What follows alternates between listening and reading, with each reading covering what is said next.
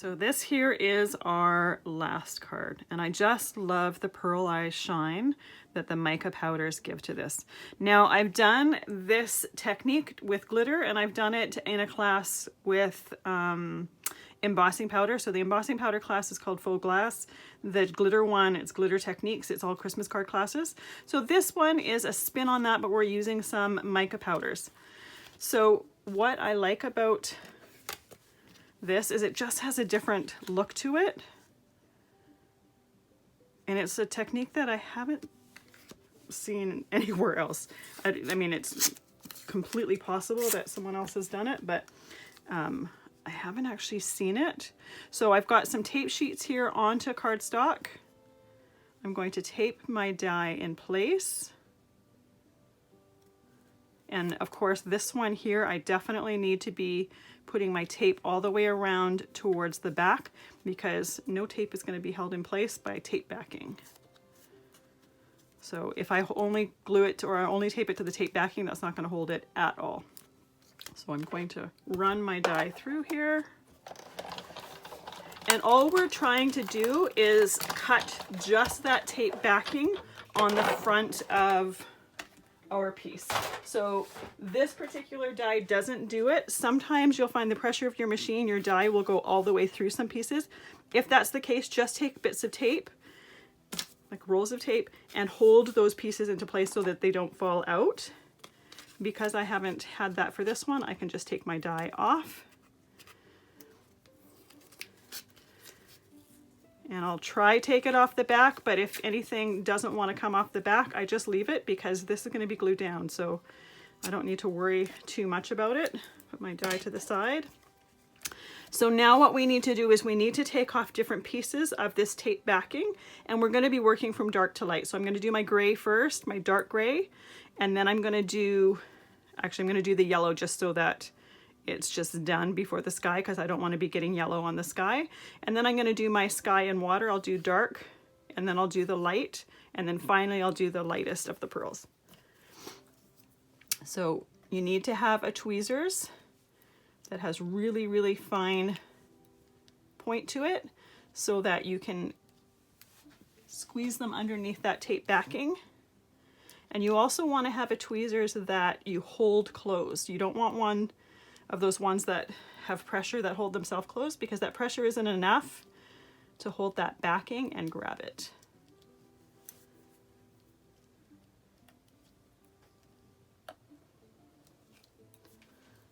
All right, I need to take those other details off the top of the lighthouse. Most of the time it's really easy to see where you've taken the backing off. If by chance you have an area you're not sure if you've taken the backing off, just touch it with your tweezers and you'll be able to feel if it's sticky or not.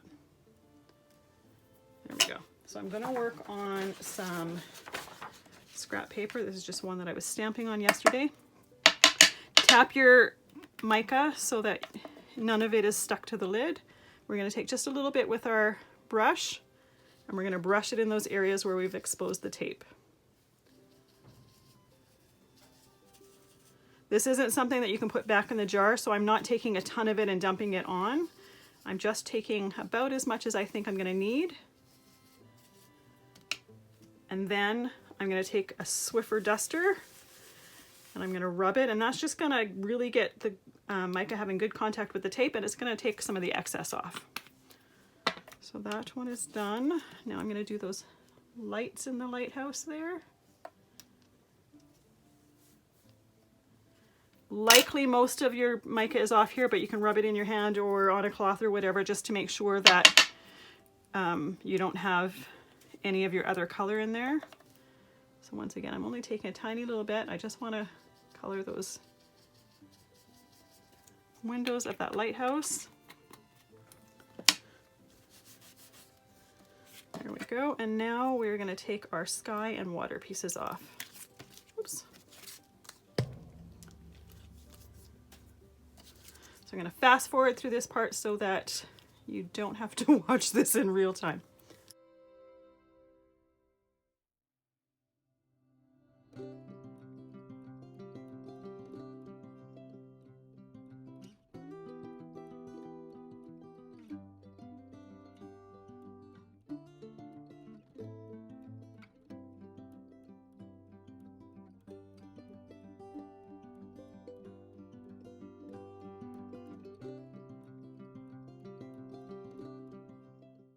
All right, all of those pieces are off. We're going to start with our dark blue.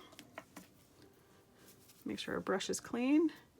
And I'm just going around the outer edges with the dark blue. And I'm going to try to brush them towards the center. I want to have a little bit of a nice transition between the dark and the light.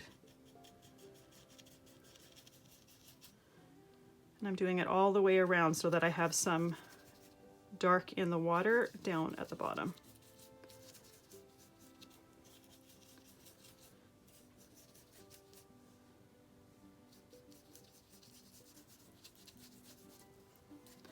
Now let's do the light one.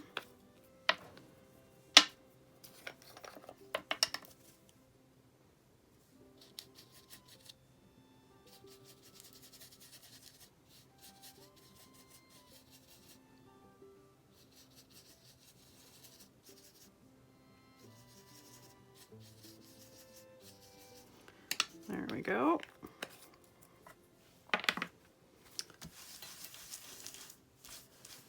And last but not least, let's do the white. There we go.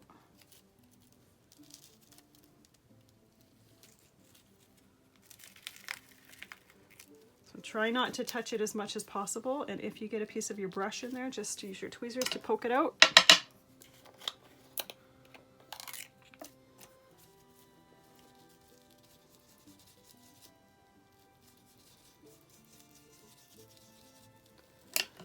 Piece that I missed when I was taking out the blues, but I'm just going to make that white for right now, just so that we're not going back while that white part is exposed.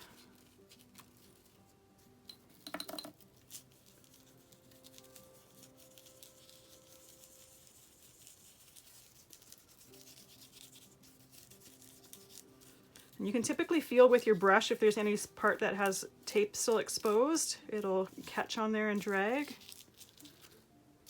I'm usually most liberal with the last color because I want it to fill in any exposed spot that might be there. And then burnish it and pick up any of the excess. Let's get rid of this here. And now simply glue your card together. That piece is all completely done.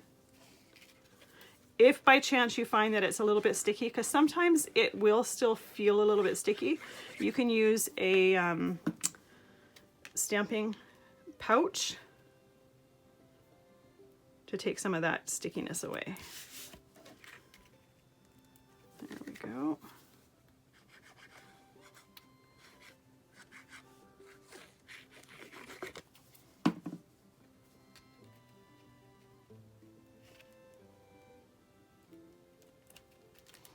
This one you'll have to hold down.